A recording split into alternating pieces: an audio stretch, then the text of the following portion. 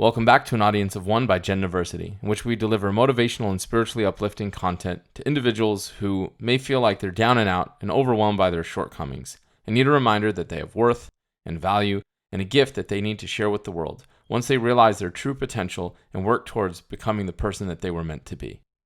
When you decide to change your life and you make that decision to become a better person, a better version of yourself, that decision inevitably comes with the necessity that you take action. And while you could do good deeds in some random fashion, the best method is going to be for you to create calculated goals with specific measurables. And once you have these goals that you're going to be working towards, whether they are spiritual goals, whether they're physical goals, health goals, financial goals, relationship goals, you're going to need to make sure that you create an environment for success.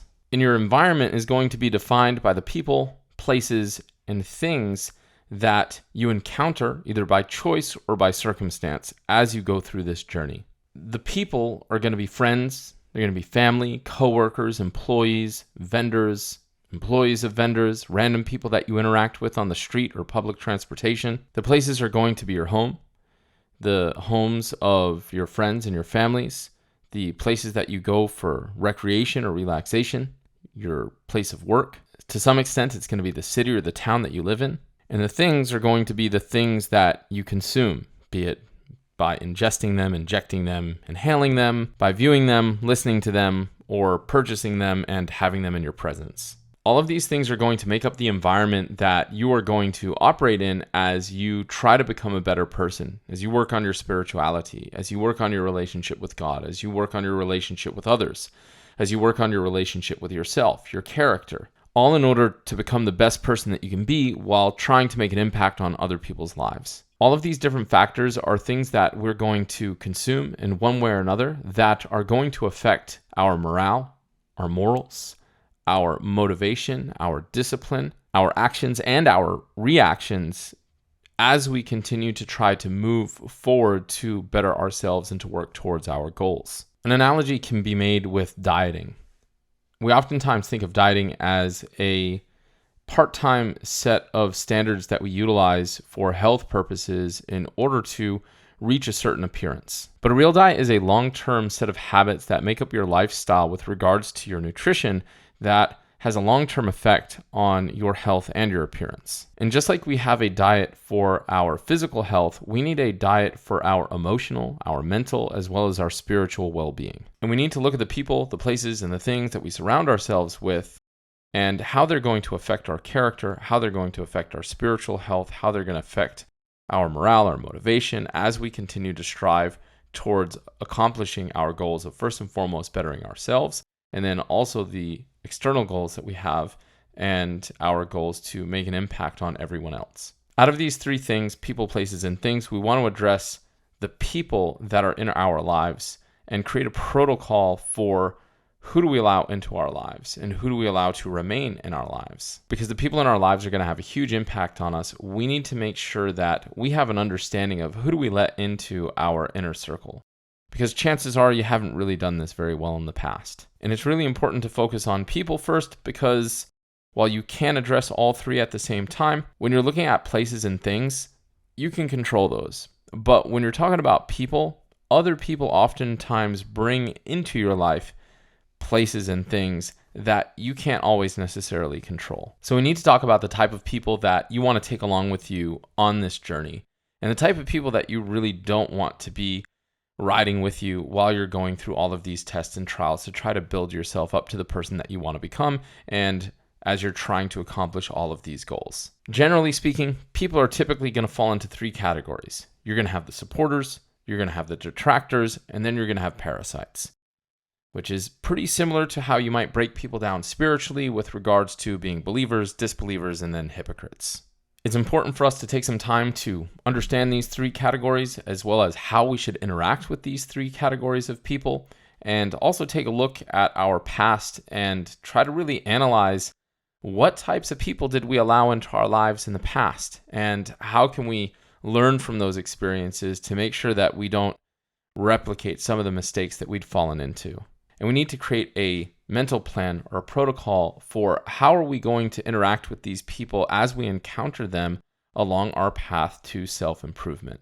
because many of us never take the time to sit back and really analyze our lives, and specifically with regards to the people that we surround ourselves with. Oftentimes, we take these relationships for granted. We rarely ask ourselves, why do we have the people in our lives that we do? Why do I have the friends that I have? Why do I hang out with the people that I hang out with? Is it because they're my friends? And if so, have I ever sat back and asked myself, what does it mean to be my friend? What are the qualifications to hold such a position? Do I have a standard that I hold people to? Are these people my friends just because they share the same zip code as me? Or maybe they are just coworkers? Are my friends because I'm afraid to be alone? I'm afraid that I can't make new friends? Oftentimes you're so lonely that you're just desperate for companionship, and that the standard isn't even a standard outside of, do they have a pulse and are they available? And regardless of whether we're talking about friends or coworkers or family or anyone else that you may decide to or just have to be surrounded by due to circumstance, we have to start asking ourselves, do we need to be around these people?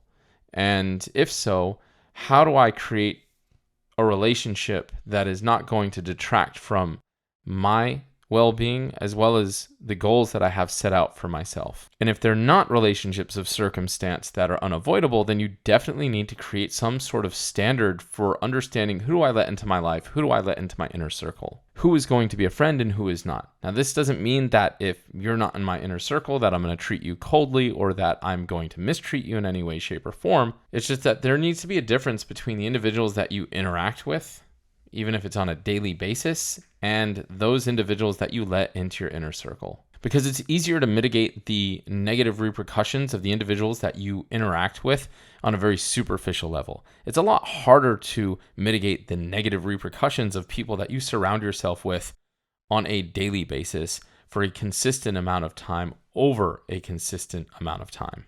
These types of people and these types of relationships are going to have the power to influence you either positively or negatively. And so you have to be very careful about who those people are in those types of relationships. So when you're talking about bringing people into your inner circle, people that you're going to surround yourself with on a consistent basis out of choice because you want them to be around you, obviously you're going to want supporters. You don't have time for anybody else, but supporters aren't just going to be cheerleaders. We're not talking about people who are just verbally supportive with no substance. That's like somebody on Facebook who likes your post. Like, thanks, but that's not getting you entry into my inner circle. That's not somebody that I want to have in my corner. Supporters are people who are going to check a number of boxes, including but not limited to being loyal, people you can trust with your situations, people you can have deeper conversations with, people that encourage you towards your goals, people that have their own goals and through them encourage you again towards your own goals. They're people who push you towards your goals, but also push you to go beyond what you think you're capable of. These are people that create a relationship and an environment that is conducive for your success. Now, it should go without saying that you don't want detractors anywhere near you. So detractors are a little bit tricky because they fall into different groups and it's not always obvious that they're actually a detractor. The first type of a detractor are the obvious ones. These are the people who put you down, they insult you, they discourage you, they sometimes openly try to sabotage you. They're wolves. It is absolutely clear where they stand and it is not with you. Essentially, these are haters. You might ask, yeah, but who would engage with such types of people? And unfortunately, many of us fall into this trap of surrounding ourselves with the wrong people because we're desperate for companionship.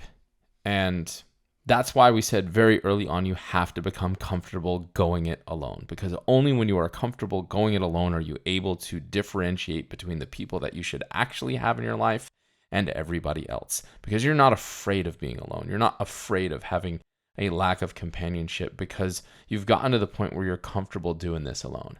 And once you're at that state, then you can start being selective in who do you let into your inner circle. But unfortunately, for many, you're weak. And you, in some sad way, would rather have people that are going to put you down, drag you down, keep you down, kick you while you're down, than have nobody at all. The second type of detractors are the subtle ones.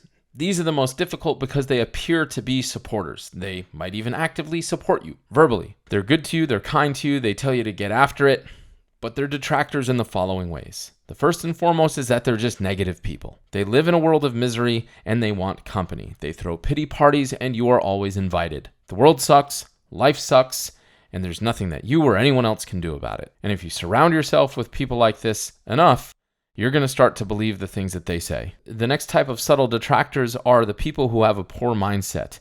They're not going anywhere. They're not trying to improve. They don't even see that it's possible. They don't even think that they should. When you're trying to go somewhere, you need to surround yourself with people that are also trying to go places, not people that are stuck where they're at and have no intention or any desire to get out of where they are. The third type, again, these could be friends.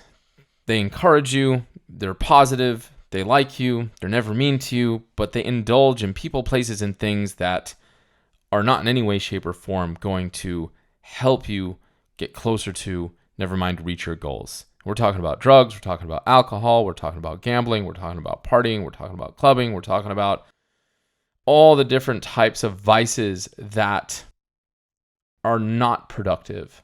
This could come in the form of hanging out on the streets. This could come in the form of just excessively watching screens, from video games to Netflix to other activities that, again, they're just not trying to improve their lives, and in fact, they're doing a lot of things that are detrimental to it. The last of these, which is worth mentioning, are the people who discourage you not by putting you down, but by discouraging you from propping yourself up. Again, this comes in the form of, you're doing too much. Don't push yourself too hard. You're going to hurt yourself. Or the worst of it, which is, you're fine the way you are. There's no reason for you to change. These are the people who hate to see you rise. Rise out of what?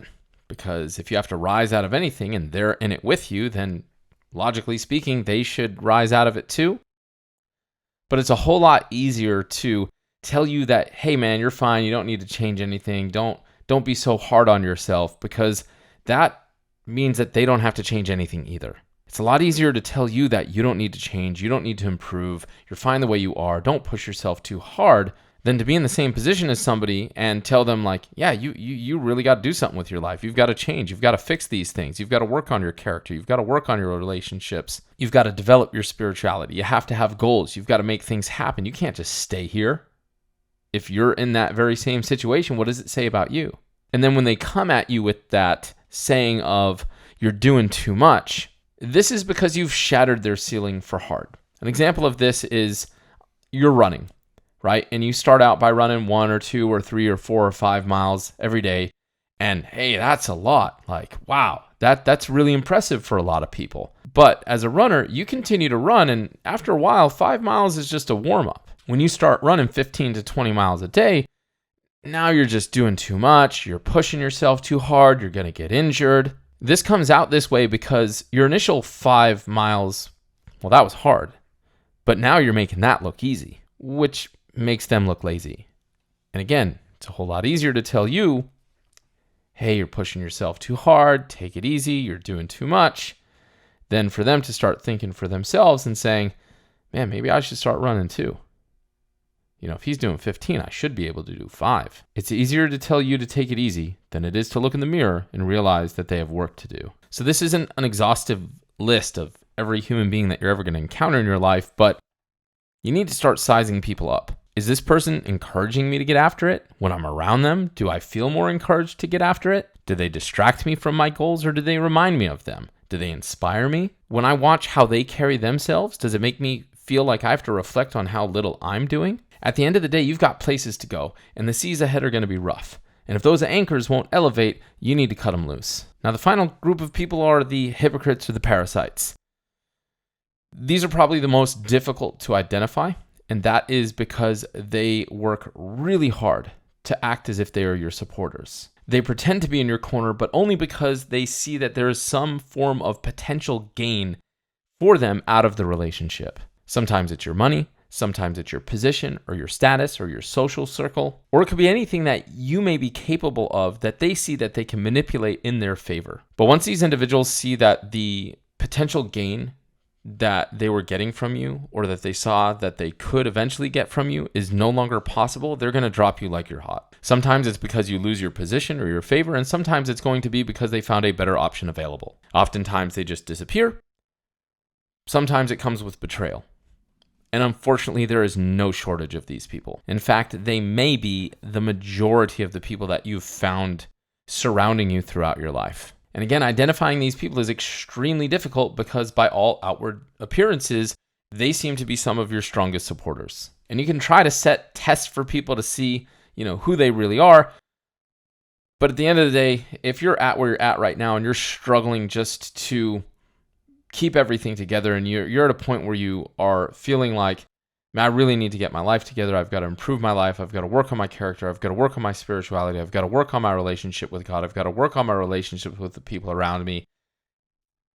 They've probably already left. These people are long gone at this point in time. What's important is that as you start to, in the future, let people back into your circle, you need to be very, very aware that these type of people exist. And they're not typically going to be the people who are going to climb the mountain from the ground up.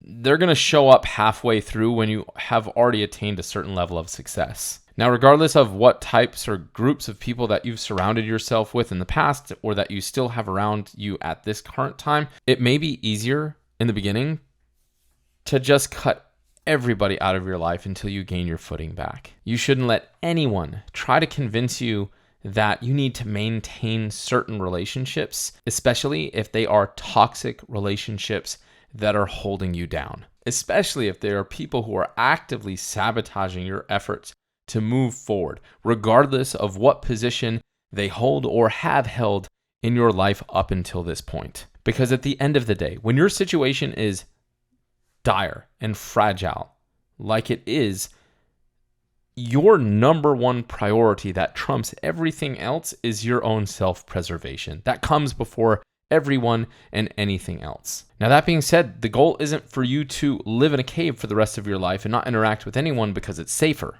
But you have to give yourself first the opportunity to rebuild and get yourself into a stronger position where you have the self-awareness and discipline to filter out who do you want to let into your circle and who do you want to keep out. And if there are categories of people which, due to circumstances, you have to continue to keep in your life, such as family, then you can better address those situations and those relationships at that point when you've got yourself on some stable ground. So how do you interact with and how do you screen these people as you go along your journey for self-improvement? Well, with regards to supporters, this is where you need to be spending all of your effort. You need to encourage these relationships. You're going to get out very much what you put in. So you need to put in time. You need to put in effort. A lot of times we spend way too much of our time, way too much of our mental energy. We're allowing these people who are detractors to live rent-free inside of our heads, and we need to stop. We need to get them out of our lives, and we need to focus on the people who are actually going to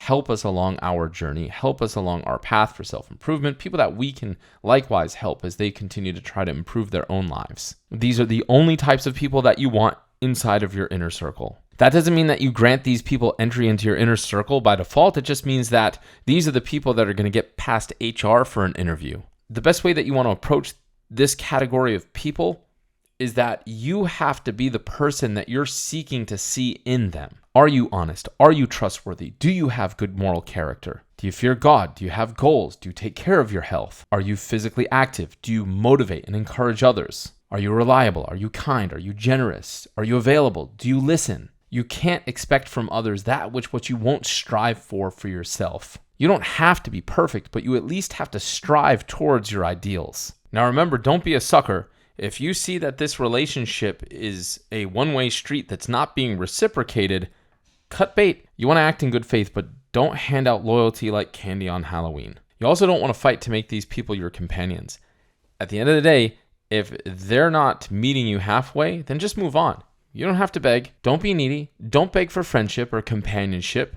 Don't take it personally. Just move on. But when you do meet solid people, meet them halfway and more, right? Cherish those relationships. Put the time and effort in to develop them. Now, when it comes to the detractors, you've got two different types, but the result is pretty much going to be the same. As for the people who mistreat you, you need to cut them out of your life, regardless of whatever relationship they have held or currently hold.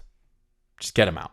You can't be so desperate for companionship that you sacrifice your own integrity. Now, when it comes to family, it's a little bit more difficult because you want to maintain those ties of kinship and you feel a sense of responsibility towards them. And more often than not, you hold out hope that things will eventually get better, that they will change, that they will come around. With regards to family, it's unfortunate, but when people find detractors in their life, it's all too often that they're family members.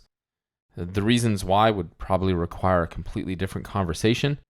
I'm pretty sure that you have a really good understanding of why they are in your specific situation. But the important thing to note here is that family members who are toxic often are the most difficult and the most problematic because they act this way under the understanding that you are going to continue to take the abuse due to the fact that you are trying to uphold a higher standard. And they believe that you're just going to continue to take whatever they dish out because of your feeling of responsibility towards those ties of kinship. And they're going to abuse that. And while you might feel a strong sense of responsibility towards those ties of kinship, it's extremely important to understand that if you are in a very dire and fragile state in which you are desperately trying to improve your situation to get out of the rut that you are in, that self-preservation is going to take precedence over that relationship. You also shouldn't teach people that it is okay to abuse you by allowing them to continue to do so because they know that so long as you follow the rules, they can continue to break them. Don't entertain such people, especially in your current state. And friends, but specifically family, can be extremely hurtful due to the fact that they know you better than anyone else. And they know what makes you tick. They also know how to irritate you, how to get under your skin. They know how to push your buttons, and they know how to hurt you, especially because they know of your reluctance to just cut them out. But for where you are right now, self-preservation is paramount. Getting yourself in a better situation, improving yourself, improving your character, improving your spirituality, improving your relationship with God is going to take precedence here. Now, when you get to a better state and you are closer to where you want to be, then you might have the ability to take a second look at the relationships and try to navigate how are you going to interact with these people in the future. And my suggestion is that you keep it to a bare minimum. As for the second group of detractors, the ones that are supportive through their words, but detractors through their actions and through their environment and through their mindset, they're still detrimental to your progress, and you need to distance yourself from these people as much as possible, especially in the beginning. Unless you're of the same mindset and you're going to partner up and you're going to work together to improve each other and you're going to fight these battles together, then you have to realize that everybody else is only going to hold you back. People are going to have an impact on you whether you want to recognize it or not, and it's either going to be a positive or it's going to be a negative. It's next to never going to be neutral. So if you're trying to rise up, you can't be flying with people who are trying to remain on the ground. These are people that are usually past friends. There's a lot of love and affection that has been built up over the years. But at the end of the day, you have to do you. You have to move on. Nobody's saying that you have to mistreat these people, but you have to realize that your environment is going to play a major role in your success and or your failure. You can still be nice. You can still communicate with these people. You just don't want them in your inner circle. Moving forward, they may not be as close as they have been throughout the beginning of your life. Now, it may be that in the future, you're in a position where you're able to reach back and help people. That's actually the ideal. But at this point in time, a drowning man can't save somebody else. Last but not least, we have the parasites. You need to cut these people out like the cancer that they are. Again, they're sometimes really hard to identify because they can appear really loyal. Then when things go wrong or they take a turn for the worse, they disappear like the steam off your coffee. But when you do recognize these people, cut them loose. Now again, based on where you are right now, you probably don't have any of these people around, but it's very important that you recognize again that these people do exist. They may have dropped you in the past and now they want to come back. That door never opens again. Don't be fooled twice. You have to understand that you're trying to improve your life. You want to get better, right? You want to develop your character, your spirituality. You want to improve your relationships. You want to chase your goals. You want to be a better person. And you're either improving or you're getting worse. You're either getting closer to your goals or they're getting further and further away. You obviously want to improve your life. You obviously have goals that you want to accomplish. You need to make sure that you create an environment that is conducive for success as you work to improve yourself, as you work to go after your goals. And there's nothing that is going to impact your ability to have that success than the people that you surround yourself with. You need to protect yourself. You have to give yourself the best possible chance to succeed. And if that means cutting certain people out, you've got to cut them out. When you look around, you may find that by being stricter about who you let into your inner circle and who you have to remove from your life because they are detractors, that it seems like a really lonely place. But remember, one of the first things that we talked about is that you have to be comfortable going this path alone, because it's only once you are comfortable walking the path alone that you start to be able to differentiate between who you really do want in your inner circle versus who you want around you just because you're lonely and you feel like you lack companionship. Because only then are you able to create meaningful relationships that are based on people who want to uphold similar characteristics, people who are chasing goals, people who are motivating, people who are motivated, people who are going to encourage you to be the best version of yourself. A number of friends that you can count on one hand is going to be way better than hundreds of superficial relationships. It may be really lonely as you try to maneuver in the beginning through the crowds, but as you continue to rise up, those crowds are going to thin out. And as those crowds start to thin out, gone too will be those superficial interactions that you've become accustomed to. As you rise, you'll find others who are seeking the top of the mountain. And as that crowd really thins out, you're going to find not only the type of companions that you desire and that you need, but also the companions that you deserve. I once saw a painting on a cliff wall that someone had scaled up and wrote, "You'll never see what I've seen until you've climbed to where I've climbed." You want companions who are of the same sight as you. The people who can see your potential. The people who can see the potential in themselves, the potential in you, and will settle for nothing less. Strive for the top. As much as you're hoping to find people there are people who are there or striving to be there who are hoping to find you too. And I hope that someday I see you as well.